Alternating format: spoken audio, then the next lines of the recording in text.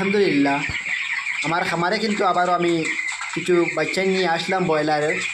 দেখতে পারতেছেন আপনারা, আমার আগের যে বেচ ছিল সেটা বিক্রয় করার সাথে সাথেই আমি নতুন করে আরে কিছু বাচ্চা নিয়ে আসলাম ব্রয়লারের। আলহামদুলিল্লাহ এই বেচে আমি কিন্তু অনেক কোয়ালিটি সম্পন্ন বাচ্চা পেয়েছি। বর্তমানে ওদের বয়স প্রায় 10 দিন প্লাস হয়ে গেছে। আর আপনারা দেখতে পারতেছেন খাবার জন্য ওরা কিন্তু লড়াই করতেছে একে অন্যের সাথে। ব্রয়লার মুরগ কিন্তু এইভাবে সাধারণত লড়াই বেশিরভাগ করে না খাওয়ার জন্য নিয়ে। আর যদি ভালো কোয়ালিটির হয়, সুস্থ সবল হয়, দেখতে পারতেছেন চলাফেরা কীরকম করতেছে, কোয়ালিটি ভালো যদি হয় তাহলে কিন্তু ওই রকম ওরা করে। আর বর্তমানে এই বেসের কোয়ালিটি অনেক অনেক ভালো। আমি 3-4 বেস করেছি, কিন্তু এর আগেও আমার 5-6 বেস বিক্রি করতেছি আমি বড় করে।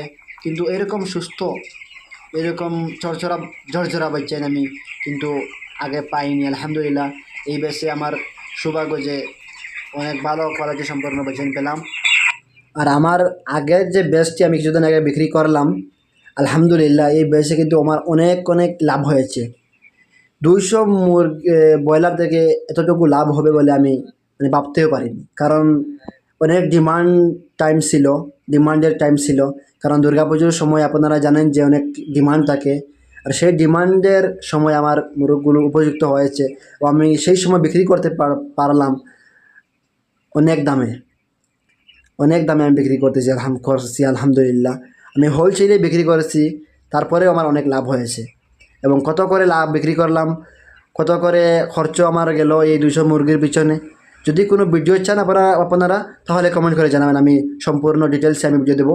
আর আমি এর আগে ভিডিও দিতে পারিনি, কারণ আমার যখন মুরগিগুলো নিতে আসে তখন দিনে আসছে ওর দুপুর টাইমে। সেই সময় যদি অনেক রোদ ছিল আর আমরা তাড়াতাড়ি সেই কাজগুলো করতেছিলাম, সেই জন্য ভিডিও করতে পারিনি। আর জানেন যে আমি ফার্মে থাকি না, আমার ছোটো ভাই দেখাশোনা করে, তার সাথে অন্য কোনো লোক ছিল না। ও আমার ছোটো ভাই আর আমার বাবা মিলেই কাজগুলো করেছিলেন, গাড়িতে ওদেরকে উঠানো, সেই জন্য টাইম হয়ে ওঠেনি। আর যদি কমেন্ট করেন তাহলে ভিডিও দেওয়ার চেষ্টা করবেন ইনশাআল্লাহ। আসসালামু আলাইকুম।